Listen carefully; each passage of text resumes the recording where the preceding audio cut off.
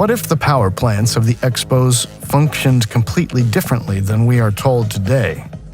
Are we possibly dealing with a completely different form of energy supply that was still in use at various exhibitions?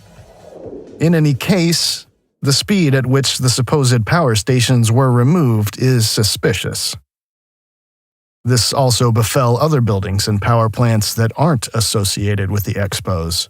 For example, the tower of the Dresden District Heating Power Station, which in itself was an architectural feast for the eyes, and whose facade was made of Elbe sandstone in order, as it was said, to pick up on the harmony of the cityscape. Why it was allowed to remain standing for only 34 years after its final completion in 1901 will probably never be conclusively explained. Officially, it was no longer needed, but it seems strange why it was not even considered worth preserving in order to preserve the cityscape as a whole, after no effort had originally been spared in terms of appearance. Just compare today's industrial facilities with this extraordinary beauty. By the way, the demolition of the rest of the building did not take place until 1978, so it seems that the removal of the tower was particularly urgent.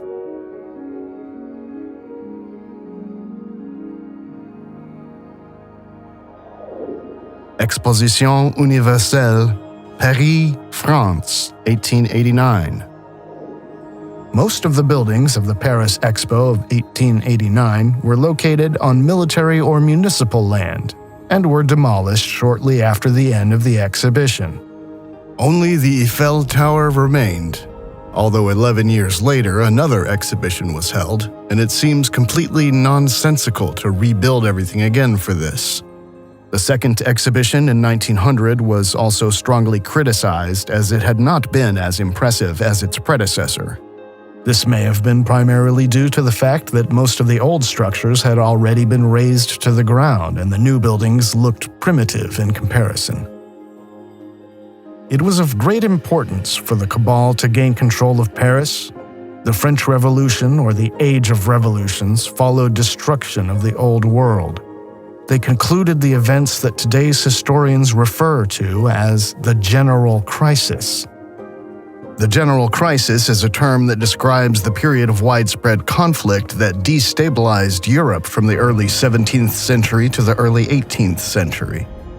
These two terms, General Crisis, Age of Revolutions, disguise the destruction of the Old World as unrelated events. With the European revolutions began the age of modern pseudo-democratic states. The influence of the secret lodges, especially Freemasonry, on the French Revolution is well known. Propaganda was used to incite the masses against the king, and the ancient regime was deposed. It is against this background that the 1889 exhibition should be viewed, as it marks the 100th anniversary of the French Revolution. A special feature of the Paris exhibitions is the Eiffel Tower. Unlike many other buildings, in this case the construction is documented in a comprehensible way. This steel building was therefore indeed built anew for the exposition, another indication of which is that the architectural style of the tower differs considerably from the ancient Greco-Roman style buildings. The Eiffel Tower, while impressive in size, is not an aesthetic structure, such as the Palais du Trocadero. Does the Eiffel Tower, then, represent the cabal's achieved control over this part of the Old World? Looking at famous pictures of the exhibition, the Eiffel Tower looks like a gigantic juggernaut, sterile and functional, towering over the old sublime architecture, symbolizing the triumph of modernity over the Old World.